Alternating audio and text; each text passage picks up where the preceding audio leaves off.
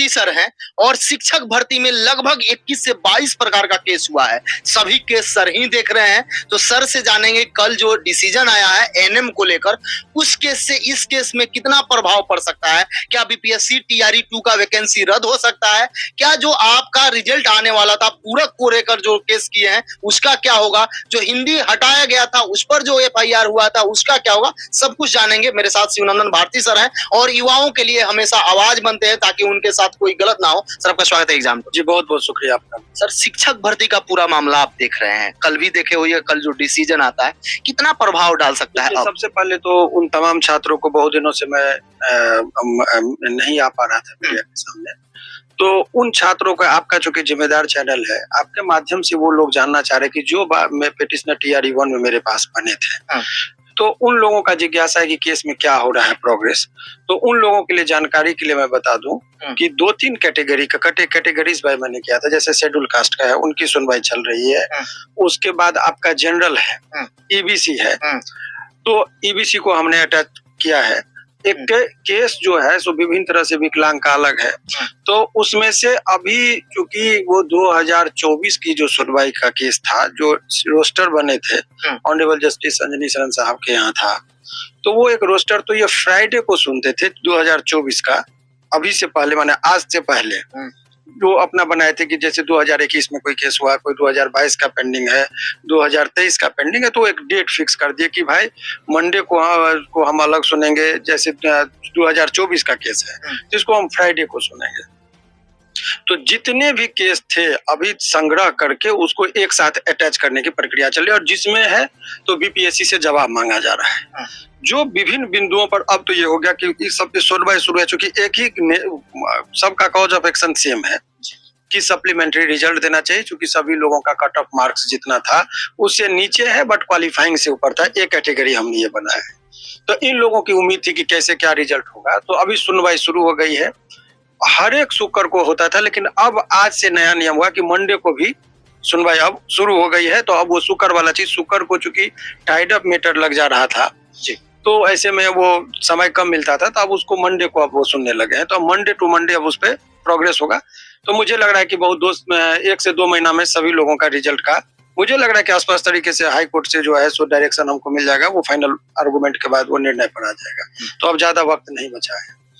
Number second के बहुत लोगों को लगता है कि जीतने की संभावना पर, तो ये जो ऑनरेबल हाई कोर्ट ने जो अभी जजमेंट दिया है एएनएम में, वही सेम इशू था कि क्या खेल के नियम बीच में बदले जाएंगे। यानी कि जो उस टाइम के उन्होंने विज्ञापन के बाद अनेकों चेंज किया, जैसे निगेटिव मार्किंग नहीं होना चाहिए, कुछ सब्जेक्ट को हटाया, कुछ सब्जेक्ट को क्वालिफाइंग किया, बहुत सारे चीजों को किया। तो विज्ञापन के बाद क्या खेल के नियम बीच में बदले जाएंगे जब खेल स्टार्ट हो जाएंगे? उसी चीज पर ये जो मैं खेल की बात बार बार आप लोगों को कह रहा हूँ, तो उस खेल के संबंध में भी आप अपने दर्शकों को अब चाहिए, तो ये तो 50 पेज का जजमेंट है जी, लेकिन लास्ट में आप इसको देखेंगे कि ये जो कहता है कि 52 पैराग्राफ जो है उसको मैं पढ़ देता हूँ कि the present modification made is definitely A change in the rule Midway, माने कि कोई रूल को जो है सो बीच में जब हो गया था इसको चेंज किए हैं, इसीलिए वो नियम को बोलते हैं कि ऐसा नहीं करना चाहिए था, इसीलिए उसको निरस्त कर दिया गया। इस केस का एएनएम से क्या लेना देना है? एएनएम का अलग मामला है। एएनएम में कहना था कि विज्ञापन दिया कि मार्क्स बेसिस पर हम सिलेक्शन करेंगे, बाद में विज्ञापन के बाद बोला कि नहीं हम कंपटीशन लेके करेंगे, तो बोला कि भाई विज्ञापन जारी करने के बाद ये परिवर्तन आप कैसे कर सकते हैं?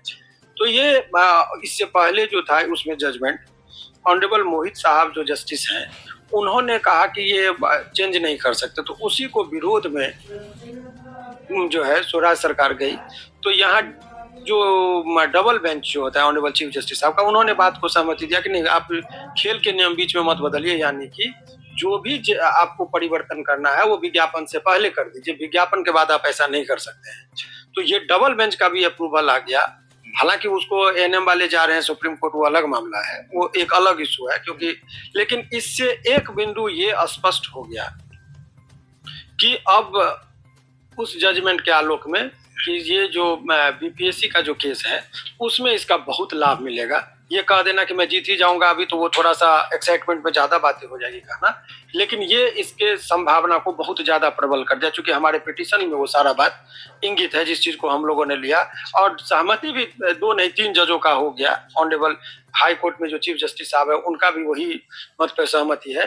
तो ये आज का ये जजमेंट से जो टीचर के जो पिटिशनर जो बने हैं हमारे पास, उन लोगों के लिए जरूर उत्साहवर्धक ये जजमेंट रहा है। एक प्रश्न आता है कि कोई भी जो फाइल होता है उसमें पिटिशनर जो बनते हैं, कोई आदेश भी आता है तो केवल उन्हीं को लाभ मिलता है, या उन्हीं के अगर कोई बच्चे हैं, जैसे मान लीजिए पिटिशनर बने हैं आपके पास और जजमेंट आता है तो केवल उन्हीं को बेनिफिट मिलेगा या और स्टूडेंट को भी मिल सकता है उनके पास जितना? कोर्ट का अलग अलग मत होता है। कोर्ट पहले कहती है, कोई जरूरी नहीं है, ऐसा भी हो सकता है कि जनरल ऑर्डर पास हो और सभी लोगों को लाभ मिल जाए, लेकिन कभी कभी क्या होता है कि जो पिटिशनर आपके पास बना है तो उन पर कोर्ट कहती है कि जो बना है यानी कि ये सजग है, तो सजग लोगों को पहले रिलीफ मिलना चाहिए। तो कहते कि जो उसमें स्पेसिफिक ऑर्डर होता है कि जो हम माने इसमें जो रिलीफ दिया जाए तो जो पिटिशनर है उनको दिया जाए, चूंकि वो सजग है उनको प्रायोरिटी दी जानी चाहिए, ऐसा होता है।